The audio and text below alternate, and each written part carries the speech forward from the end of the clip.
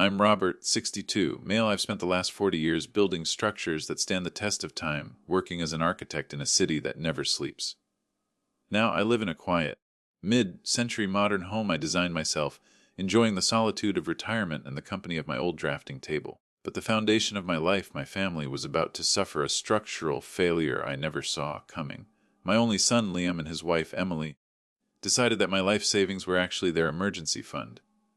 When I refused to bankroll their lavish lifestyle and pay off a mortgage for a house I didn't choose, they didn't just get angry. They declared war, hitting me with a lawsuit that claimed I owed them a cool $1 million for breach of verbal contract and emotional damages. Before this story unfolds, I'd love to connect with you. Please let me know in the comments where you're watching from and what time it is in your corner of the world. It's amazing to see how far these stories can travel. Retirement was supposed to be the golden hour. That's what everyone tells you, isn't it? You work hard, you save your pennies, you invest wisely, and then you get to sit back and watch the sunset. I had done all of that. I had a comfortable nest egg, a paid-off house, and a routine that I cherished. My mornings were spent with strong coffee and the newspaper, and my afternoons were often spent at the local park or catching up with my best friend Dave. But there was always a lingering worry in the back of my mind, Liam. Liam was my only child. My late wife, Martha, and I had poured everything into him. We wanted him to have the world. Maybe we gave him too much of it. He was a good kid at heart, or at least, I desperately wanted to believe that. But he had a tendency to drift. He lacked the drive that had pushed me to work 60-hour weeks for decades. And then he met Emily. I want to be fair. I tried to like Emily. When Liam first brought her home 3 years ago, she seemed sharp, ambitious, and polished. She worked in marketing, and she certainly knew how to sell herself. But as time went on, the polish started to feel like a veneer covering something much more abrasive. She had a taste for the finer things that neither she nor Liam could afford. Liam, working as a mid-level account manager, was doing okay, but okay wasn't enough for Emily. It was a Tuesday evening when they came over for dinner. This wasn't a casual drop-in. They had scheduled it a week in advance, emphasizing that it was important. That word usually meant one of two things: a pregnancy announcement or a request for money. Given the tension I'd felt lately, I was betting on the latter. I prepared a roast, Liam's favorite from childhood. The house smelled of rosemary and garlic, a comforting scent that usually put me at ease. When they arrived, the energy was off. Emily was dressed in a sharp designer blazer that I knew cost more than my first car, and Liam looked like he was walking to the gallows. "Dad, place looks great," Liam said, his voice a little too high, avoiding eye contact as he took off his coat. "Thanks, son. Good to see you." "Hello, Emily," I said, offering a smile. "Hi, Robert," Emily said. She didn't smile back. She scanned the living room, her eyes lingering on the original Eames chair in the corner, then moving to the view of the garden. "You know, this lot is huge. You could really subdivide and sell the back half. The market is hot right now." I stiffened. "I like my garden, Emily. I've spent 20 years cultivating those hydrangeas."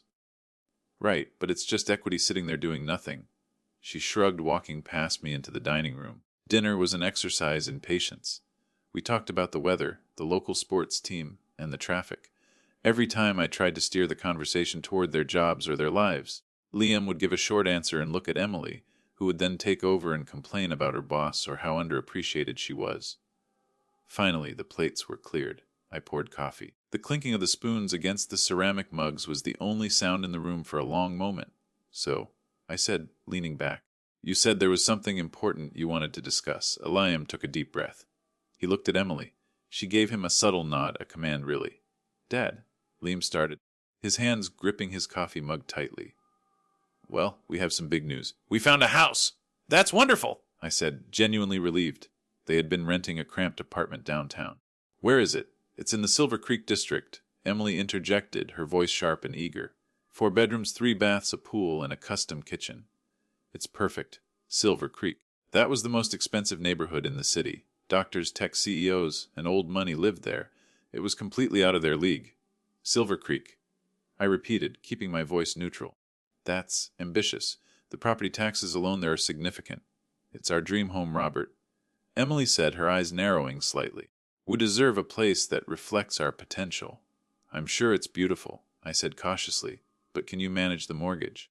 "Interest rates aren't exactly friendly right now." Liam swallowed hard. "Well, that's actually what we wanted to talk to you about." Here it comes, I thought. A request for a down payment. I had prepared myself for this. I was willing to gift them maybe 20 or 30,000 to help with a down payment on a starter home. That was reasonable. We've already put in an offer, and it was accepted, Liam said quickly. But the financing, the bank is being difficult because of my student loans and Emily's car payments? Okay, I said slowly. So you need help with the down payment? Emily laughed, a dry, humorless sound. Not exactly. We need you to buy it. I blinked. Excuse me? We need you to buy the house, Emily said, as if she were asking me to pass the sugar. Cash.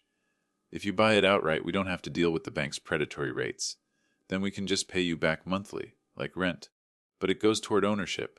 I looked at Liam. He was staring at the tablecloth. Let me get this straight, I said, trying to keep my voice steady. You want me to liquidate my retirement portfolio to buy a luxury home in Silver Creek for you? It's an investment, Dad, Liam mumbled. Real estate always goes up. And how much is this house? I asked. 1.2 million, Emily said. The silence that followed was deafening. 1.2 million. That was the bulk of my liquid assets. That was my safety net, my medical fund, my travel money, my inheritance for them eventually. No, I said. Emily's face hardened. What do you mean no? I mean no. I cannot and will not spend over $1 million to buy you a house. That is my retirement money. I worked 40 years for that. But you're not using it, Emily snapped. You're just sitting here in this paid-off house, hoarding it. We're struggling, Robert. We're trying to build a life. Don't you want your son to be successful?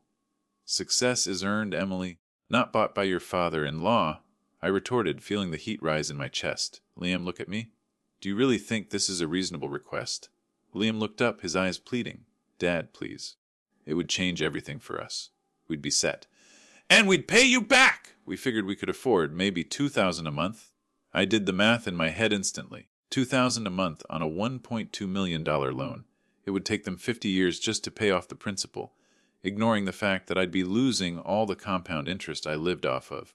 $2,000 a month doesn't even cover the opportunity cost of that money, let alone the principal. I said, This isn't a loan, Liam. This is a donation. And I can't do it. You mean you won't do it? Emily corrected, standing up. You have the money, we know you do.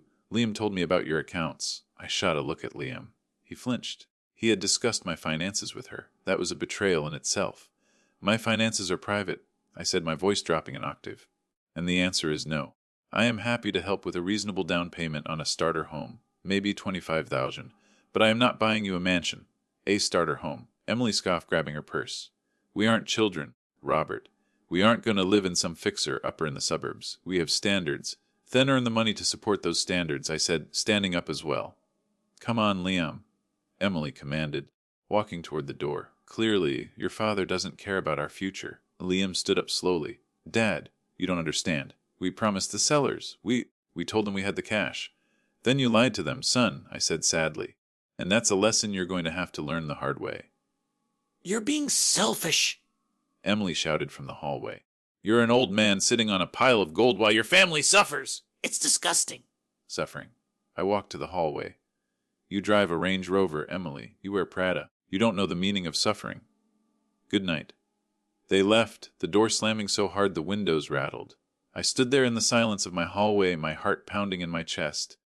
I looked at the family photos on the wall, Liam hitting a baseball, Liam at graduation, Liam and me fishing. I felt a profound sense of loss. The son I knew wouldn't have done this. But the man who just walked out that door was a stranger, twisted by a woman who saw me not as a father, but as an ATM. I went back to the dining room and began to clear the uneaten roast. I had a feeling this was just the beginning, but I had no idea just how far they would go. The silence following that Tuesday dinner was heavy, but it didn't last long. It was replaced by a digital barrage that started the very next morning. I woke up to a string of text messages from Liam. Dad, please reconsider. Emily is really upset. She's been crying all night. It's just money. You can't take it with you. If you do this for us, we'll take care of you when you're older. It's an investment in your care. 2. That last one stung the most. It felt like a veiled threat. Pay up now or rot alone later. I didn't reply immediately. I needed to clear my head. I called Dave, my best friend of 30 years. Dave was a retired cop, a man who had seen everything and had zero tolerance for nonsense. We met at our usual diner for breakfast. Let me get this straight, Dave said, pausing with a forkful of eggs halfway to his mouth. She wants you to drop $1 million on a house in Silver Creek, and the kicker is They pay you back like it's rent control. $2,000 a month, I confirmed, staring into my black coffee. Dave laughed, a deep, raspy sound. Rob, that's not a loan. That's a robbery in progress. You know that, right? I know, I sighed. But it's Liam. He looked so defeated. I feel like I'm losing him. Dave, you lost him the minute he married that shark, Dave said bluntly. Look, you give in on this, and in 5 years, they'll be back for more because they can't afford the taxes or the upkeep. Silver Creek isn't just a zip code, it's a lifestyle tax. If they can't buy the house, they can't afford the roof repairs or the pool boy. I offered them a down payment for a normal house, I said defensively. And they spat on it. Dave pointed out, hold the line, Robert. If you fold now, you'll die broke. I went home feeling strengthened by Dave's resolve. But when I pulled into my driveway, I saw a car I didn't recognize. A sleek black Seton. As I parked, a woman stepped out. It was Emily's mother, Joyce.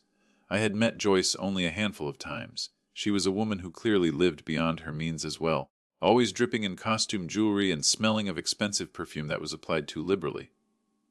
Robert, she said, approaching me before I could even get to my front door. We need to talk. Hello, Joyce, I said, keeping my keys in my hand. To what do I owe the pleasure? You've upset my daughter terribly, she said, crossing her arms. She's under a lot of stress. You know they're trying to start a family. They hadn't mentioned that. I didn't know. Well, they are. And stress is terrible for conception. You denying them this home is practically denying the existence of your grandchildren. The manipulation was breathtaking. Joyce, I'm not having this conversation with you. My finances are between me and my son. It's not just finances, it's fairness! Joyce raised her voice, causing a neighbor walking a dog to look over. You have all this? She gestured vaguely at my house, and you're letting them live like paupers. They live in a luxury apartment downtown. I corrected her. That is hardly a pauper's life. Now, if you'll excuse me. I walked inside and locked the door. My hands were shaking. They were sending in the cavalry. That evening, I decided to do a little digging. Liam had mentioned they put in an offer, and the sellers accepted because they claimed they had cash. I knew real estate in Silver Creek. I called a buddy of mine, Greg, who was a realtor in that area. Hey, Greg, it's Robert. Quick question. Is there a house under contract in Silver Creek, maybe on Willow Lane or around there? Buyers would be Liam and Emily. Let me check the MLS in the grapevine, Greg said. He typed for a moment. Yeah, here it is. 404 Willow Lane, pending sale. Cash offer. Quick close. Buyer's listed as actually, Robert, the buyer is listed as the Emily S. Trust. I froze. Just Emily. Looks like it, Greg said. Or a trust in her name. Liam isn't on the initial paperwork I can see here. And my blood ran cold. They wanted me to pay for a house that might not even legally belong to my son. She was setting herself up so that if they divorced, she'd walk away with $1 million asset paid for by me, and Liam would be left with nothing. I called Liam immediately. He answered on the first ring. Dad, did you change your mind? Hope dripped from his voice. Liam, who is on the title for the house? I asked directly. What, we both are. Why, are you sure? I heard it was being purchased under a trust in Emily's name. There was a silence on the other end, a long, telling silence. Then I heard muffled voices. Emily was whispering angrily in the background. It's for tax purposes, Dad. Liam stammered, his voice sounding thin. Emily's mom has a tax guy who said it's better this way. Liam, listen to me. I said, my voice turned. She is trying to get me to buy a house that you won't even own. Do you understand what that means? You're paranoid! Emily's voice shrieked through the phone. She had grabbed it from him. You're a paranoid, sad old man! We are a team! We are partners. Unlike you, who clearly hates his own family. I don't hate my family, Emily. I hate being scammed. And this is a scam.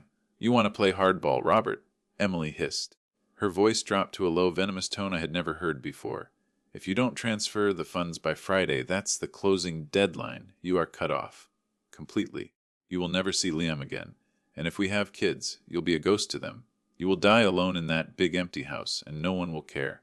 Is that an ultimatum? I asked, gripping the phone so hard my knuckles turned white. It's a promise, she said. Friday, wire the money. Or lose your son. Click, I sat in my armchair as the sun went down, the room turning dark around me. I didn't turn on the lights. I just sat there, replaying her words.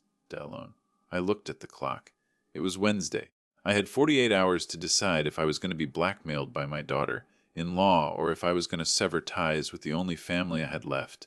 But as the shock wore off, a different emotion took over. It wasn't sadness anymore. It was a cold, hard anger. I had spent my life designing buildings to withstand earthquakes and hurricanes. I wasn't going to let a storm like Emily topple me. I didn't wire the money on Friday. I didn't call. I simply waited. Friday came and went. The deadline passed. Saturday morning. I expected Liam to show up, maybe apologetic, maybe begging. He didn't come. Instead, on Monday morning, a process server knocked on my door. The man at the door looked bored. He wore a windbreaker and held a thick manila envelope. Robert Vance. He asked, checking a clipboard. "That's me," I said, balancing my morning coffee in one hand. "You've been served," he said, thrusting the envelope into my chest. He turned and walked away before I could even process what was happening. I stepped back inside and set the coffee down on the hallway table. My hands were trembling slightly, not from fear, but from a sickening anticipation. I opened the clasp and slid out a stack of legal documents. The paper was heavy, the font formal and intimidating. Super Arsur of T Steady of New York Plaintiffs Lam Vance and Emily Vance, defendant Robert Vance, civil action no. 24 CV 938. I scanned the cover page. They were suing me. My own son and his wife were suing me. I flipped to the complaint section, my eyes darting over the legal jargon. Phrases jumped out at me like slaps to the face. Breach of verbal contract. Promissory estoppel. Intentional infliction of emotional distress. Detrimental reliance. They were claiming that I had promised to buy them the house. They claimed that based on this promise. They had forgone other housing opportunities and incurred financial losses. They claimed my refusal was a malicious act designed to cause them psychological harm. And then I saw the number. Amount demanded thousand plus legal fees and punitive damages. I had to sit down. I collapsed onto the stairs, the papers crinkling in my grip. $1 million. They wanted to strip me of everything. The audacity was staggering. There had never been a promise. There had been a request and a refusal. That was it. But in the twisted narrative Emily had likely spun for their lawyer, I was a monster who had dangled a carrot and then snatched it away to watch them suffer. I read further. The evidence section referenced numerous conversations regarding family support and implied agreements of inheritance distribution. They were twisting my past generosity, paying for Liam's college, helping with his first car, into a legal precedent that I was obligated to fund their lives forever. I felt a wave of nausea. This wasn't just greed, it was a calculated attempt to destroy me. Liam had signed this. His signature was right there next to hers. That was the knife in the heart. I didn't call Liam. There was nothing to say to him anymore. I called Sarah. Sarah was a contract and family law attorney I had worked with during my architectural career. She was tough, brilliant, and frighteningly efficient. "Robert," she said when I walked into her office 2 hours later. I looked a mess. I hadn't shaved, and I was wearing a wrinkled shirt. "Sit down. Use the good scotch." She pointed to the decanter on her sidebar. I poured a glass and slid the lawsuit across her desk. "They sued me, Sarah. My son sued me." Sarah put on her reading glasses and began to flip through the pages.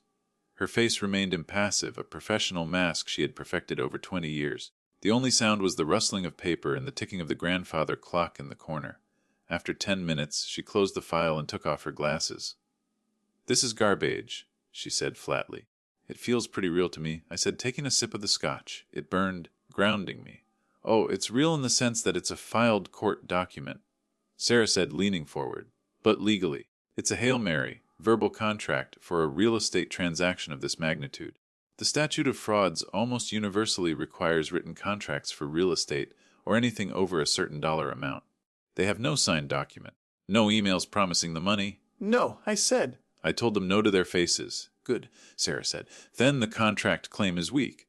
The promissory estoppel is their attempt to get around that. They're saying they relied on your promise to their detriment. Did they put down non-refundable money?" They said they put in an offer. I assumed there was earnest money involved, I recalled. Probably 10 or 20,000. So they lost their deposit when the financing fell through and they want you to cover it. But instead of suing for the deposit, they're suing for the whole house plus pain and suffering. Sarah shook her head. "This lawyer they hired, Stephen K. Miller." She looked at the name on the filing. "I know him. He's a billboard lawyer, ambulance chaser type. He probably took this on contingency, thinking you'd settle to avoid the embarrassment." "I'm not settling," I said, my voice hard. "I'm not giving them a dime." "Good," Sarah said, "because if you give them an inch, they will take the mile, and then come back for the land underneath it. But Robert, you need to be prepared. Litigation is ugly. They are going to depose you. They are going to drag up every financial transaction you've ever made. They might even try to paint you as senile or mentally unfit to handle your own finances to force a conservatorship. Can they do that? I asked, horrified. They can try, Sarah said. If Emily is as manipulative as she sounds, she will try to destroy your reputation to force a payout. We need to file a motion to dismiss, but given the claims of emotional distress, a judge might let it go to discovery. We need to counterattack. How? We need to prove that not only did you not promise the money, but that they were financially reckless and attempted to defraud you or coerce you. Sarah said, her eyes gleaming with tactical intensity. You said the house was going to be in a trust? The Emily S. Trust? I nodded. That's gold. Sarah jotted something down.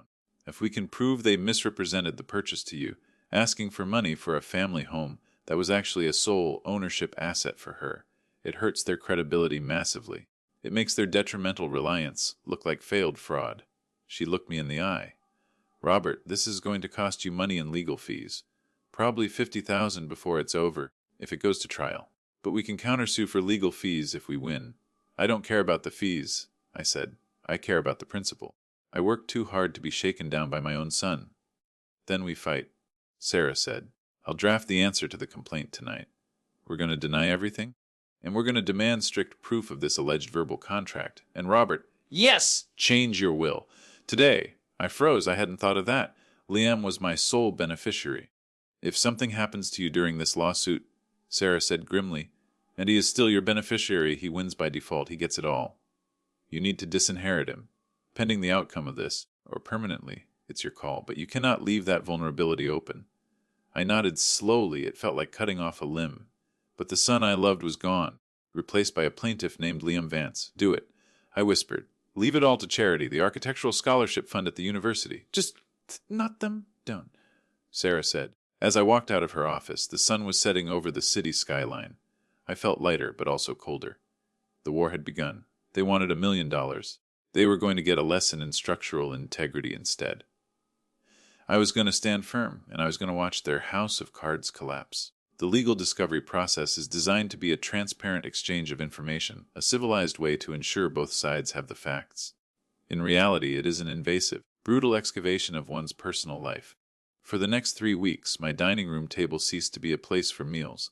It became a war room covered in stacks of bank statements, tax returns from the last decade, and emails printed in triplicate. Sarah had filed a request for production of documents. That was aggressive, to say the least. She demanded not just Liam's financial records, but Emily's as well, arguing that since they were claiming financial hardship and detrimental reliance, their entire financial picture was relevant. Their lawyer Miller had fought it, claiming Emily's personal spending was material. The judge, a stern woman named Judge Holloway who had little patience for obstruction, disagreed. She ordered full disclosure. That victory felt good, but the resulting paperwork was a nightmare. Look at this. Dave said one rainy Tuesday afternoon. He had come over to help me organize the files, playing the role of amateur forensic accountant. He held up a credit card statement from Emily's account, dated 6 months prior. I squinted at the line item he was pointing to. The Sapphire Club. What is that? It's a high-end concierge service. Dave grunted, taking a sip of his lukewarm coffee. $5,000 a year membership fee. And look at these charges attached to it. Personal styling consultation, VIP event access. Robert, she spent $12,000 in November alone on. What is this? Aesthetic curation? She was building an image, I murmured, flipping through a separate stack of Liam's bank records. She was trying to project wealth she didn't have to get into social circles she couldn't afford. My heart sank as I looked at Liam's checking account. It was a tragedy in numbers. Every 2 weeks, his paycheck would hit a respectable sum, and within 48 hours almost all of it was transferred out, Venmo payments to Emily, transfers to a joint savings that, when we cross-referenced it, was constantly being drained to pay off Amex bills. He's drowning, I said quietly. He's practically insolvent.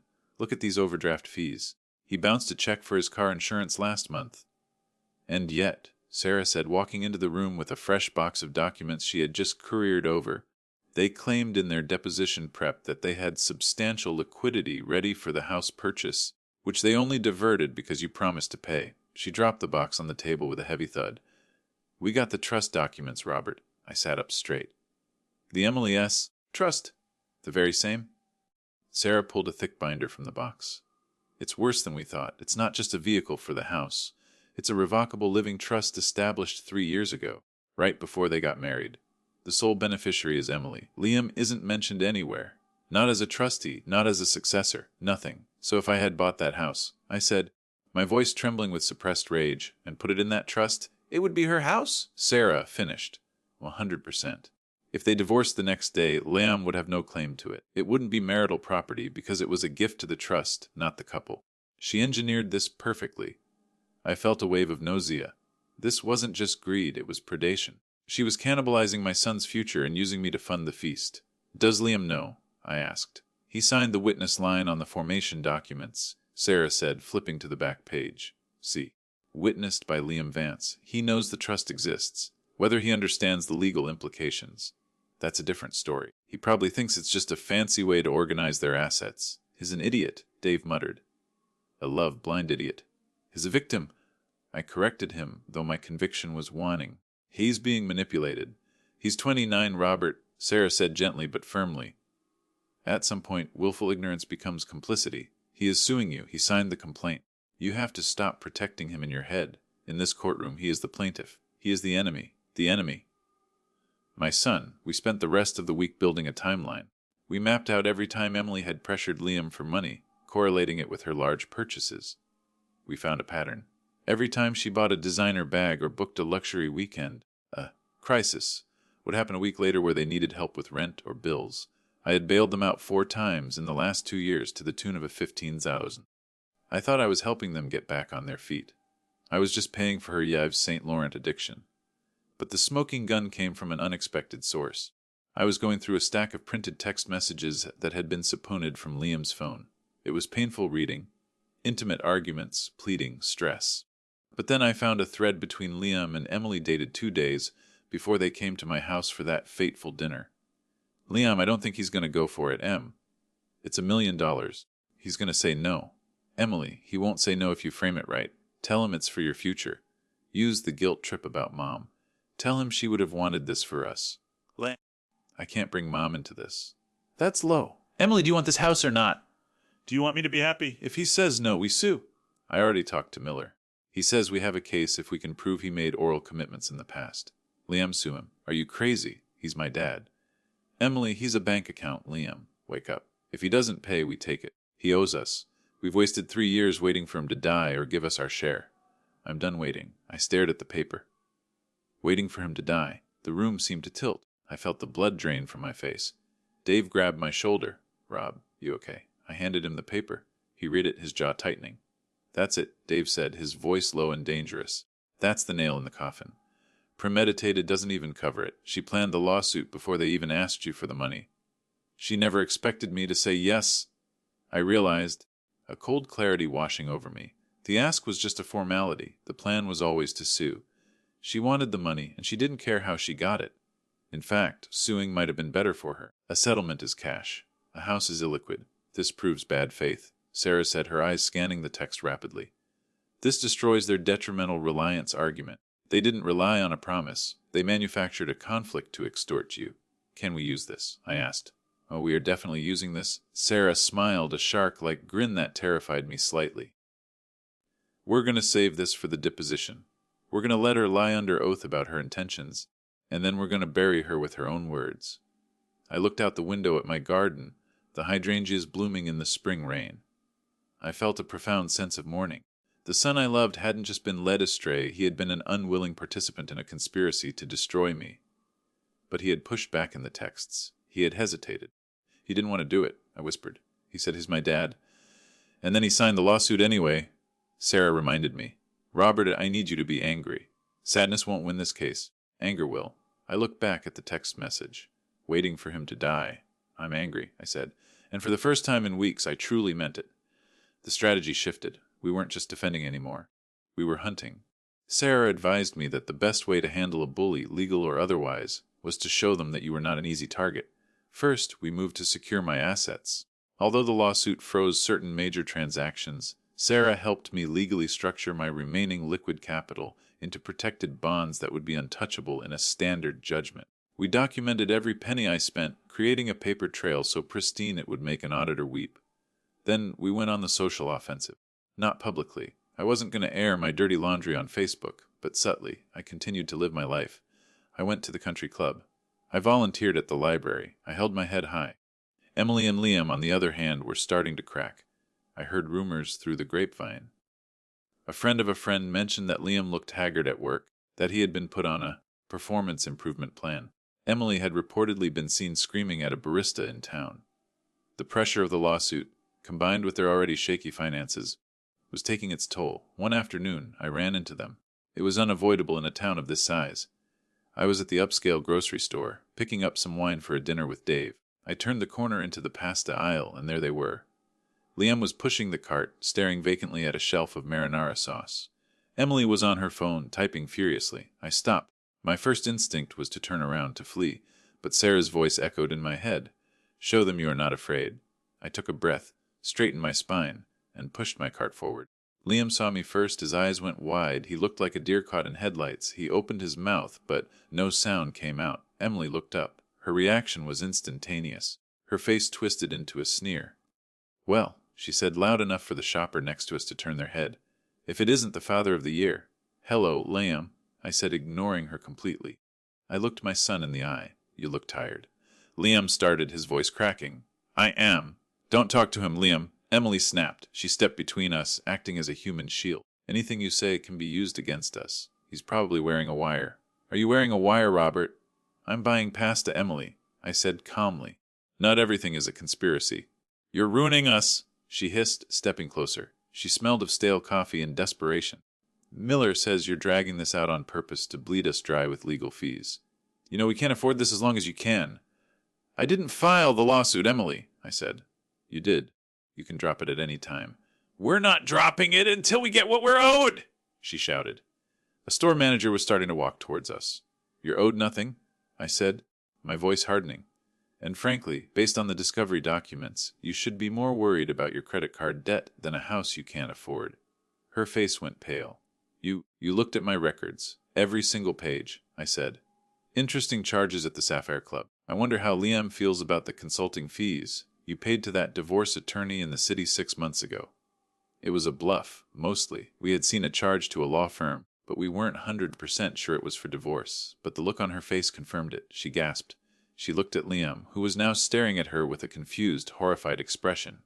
What? Liam asked. What divorce attorney? He's lying. Emily shrieked. He's trying to divide us, Liam. Let's go. She grabbed Liam's arm and practically dragged him away, leaving their cart full of groceries in the middle of the aisle. Liam looked back at me over his shoulder as he was pulled away. There was no anger in his eyes anymore, just fear and a question. I watched them go, my heart pounding. I had planted a seed. Sarah would be proud, but I felt sick. I was using psychological warfare against my own family. But as I remembered the text message, waiting for him to die, the sickness faded, replaced by cold resolve. 2 days later, Sarah called me.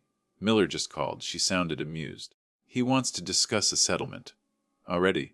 He says his clients are willing to drop the lawsuit for $500,000. Half the original demand. A peace offering, he called it. I laughed. It was a bitter, dry sound. 500,000, he must be joking. I told him we wouldn't settle for a ham sandwich, Sarah said.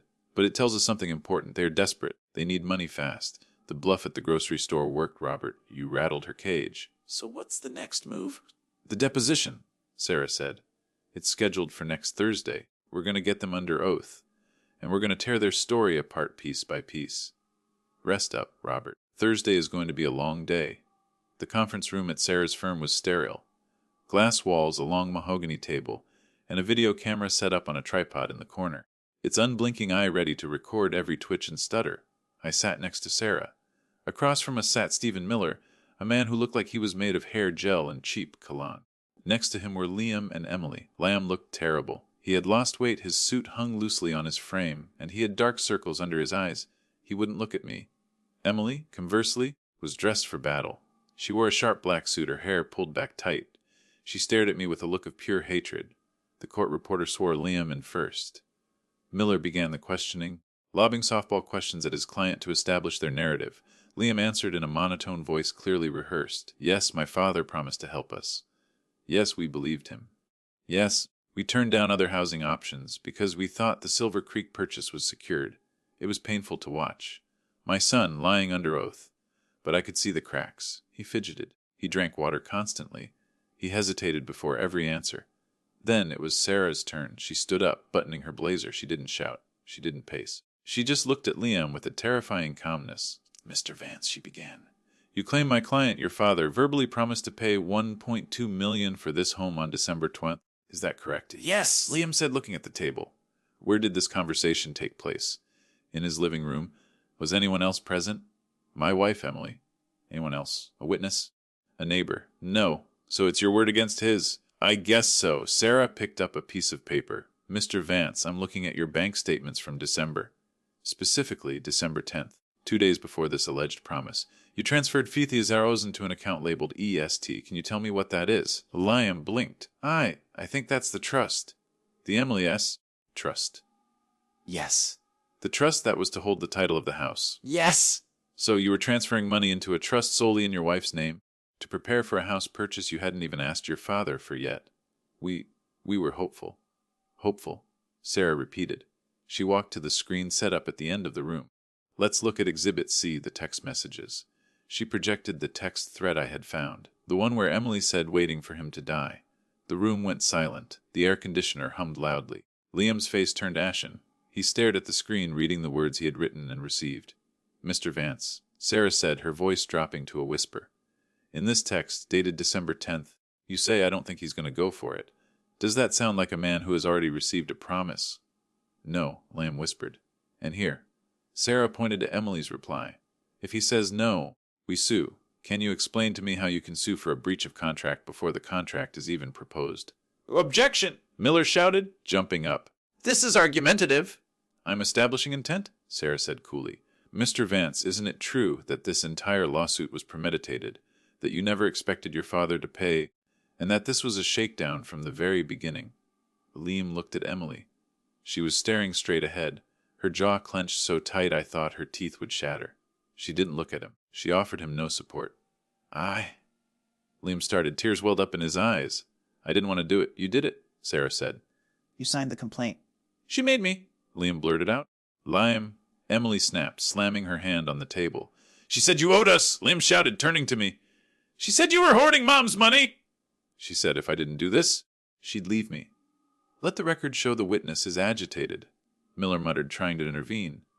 "I'm not agitated, I'm done." Liam stood up. "She's been draining my accounts for years. The trust, the credit cards. She told me it was for our future, but it's all in her name. Dad was right." The divorce lawyer. He looked at Emily with horror. "You did hire one, didn't you? You were going to take the house and leave me. Sit down, you idiot." Emily hissed. "No," Liam said. He looked at me. "Dad, I'm sorry. I'm so sorry. I lied. There was no promise. You said no. You always said no." Miller put his head in his hands. The court reporter typed furiously. "Mr. Vance?" Sarah said gently. "Are you withdrawing your claim?" "Yes," Liam said, tears streaming down his face. "I withdraw it. I want out." "You can't withdraw," Emily shrieked. She stood up, her composure shattering. "I am the co-plaintiff. I have standing." "He promised me too." Sarah turned her gaze to Emily. "Mrs. Vance, you are next on the deposition list. And I have questions about the consulting fees to the divorce firm of Harris and Associates, and the $4,000 in business expenses that appear to be payments to a bespoke jeweler. Are you ready to answer those under oath?" Emily looked at Sarah, then at Liam, then at me. She saw the wall closing in. She saw the perjury trap snapping shut. She grabbed her purse. "This is a farce. I'm leaving." "If you leave," Miller warned her, "the deposition concludes, and they will move for a default judgment and likely sanctions for frivolous filing." "I don't care," Emily screamed. "I'm not staying here with these failures." She stormed out of the room. The heavy door clicked shut behind her. Silence returned to the room. Liam stood there, trembling. He looked like a man who had just woken up from a 10-year coma. Dad, he choked out. I stayed seated. My heart was breaking, but my resolve was iron. "Talk to your lawyer, Liam," I said quietly. "We'll talk when this is legally over." I signaled to Sarah.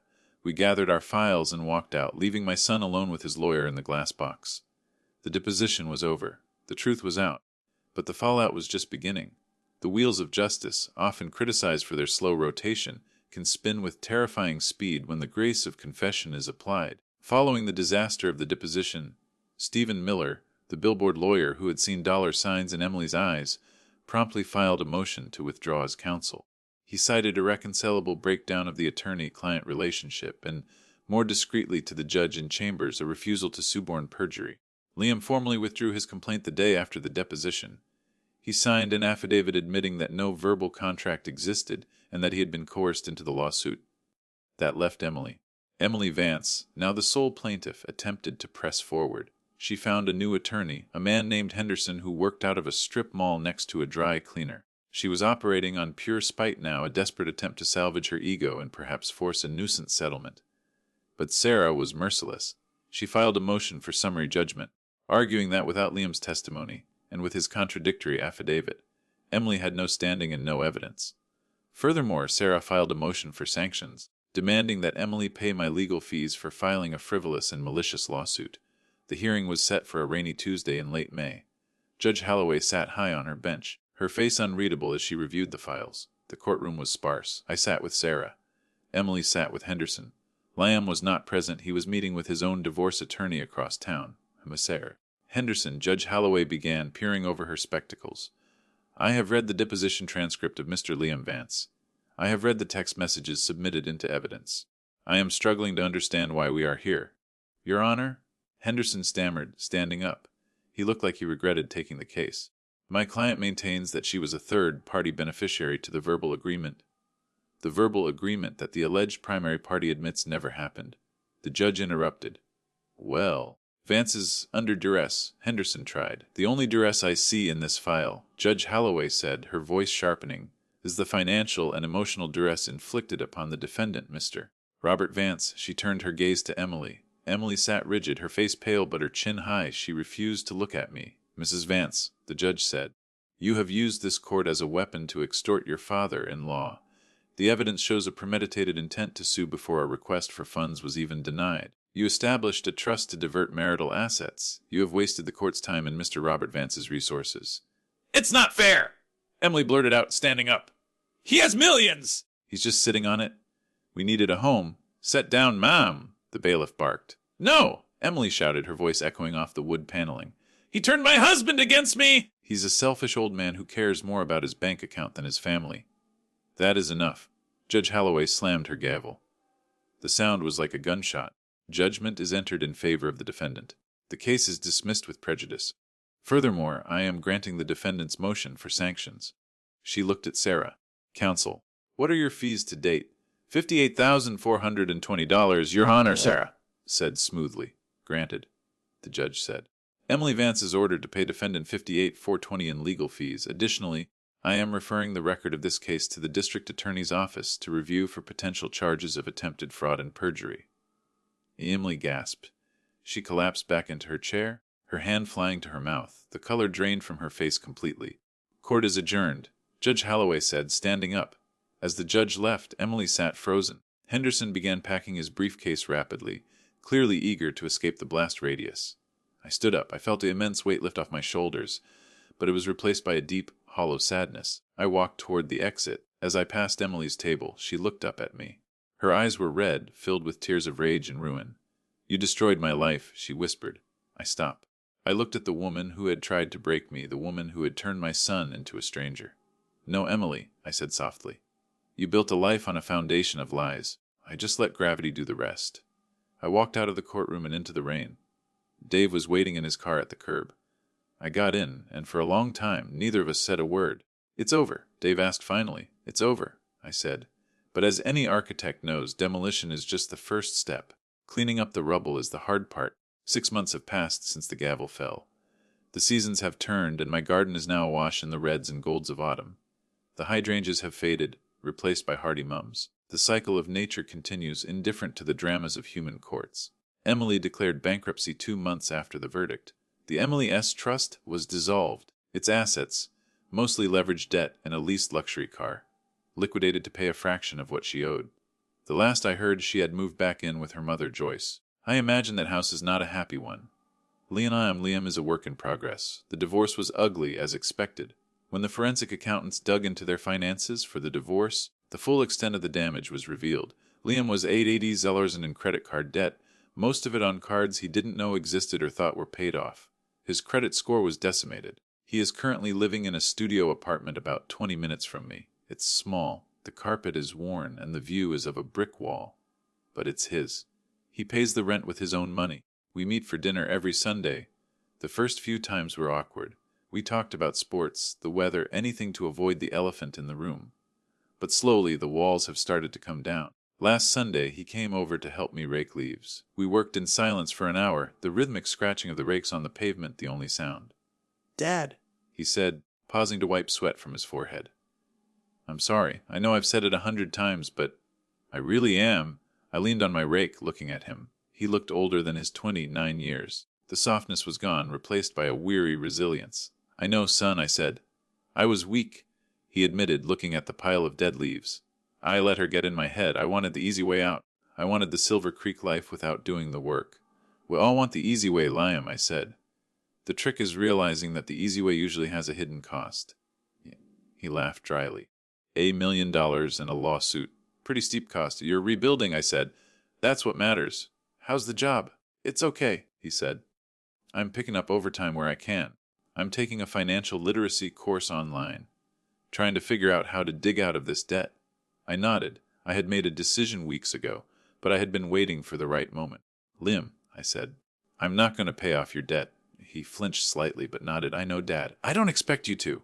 However, I continued, I am willing to match your payments. For every dollar of principal you pay down on your debt, I will put $1 into a new investment account for you.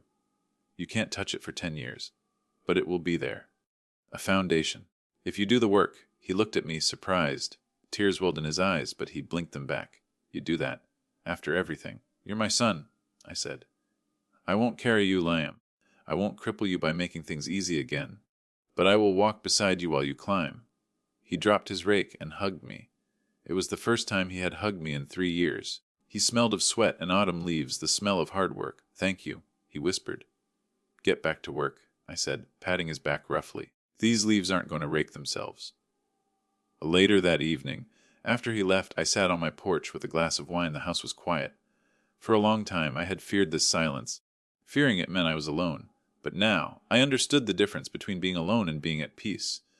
I had protected my home. I had protected my legacy. But more importantly, I had saved my son from a life of hollow entitlement. It had taken a war to get here. But looking at the stars appearing over the roofline of the home I built with my own hands, I knew the foundation was solid. And that was all an architect could ever ask for.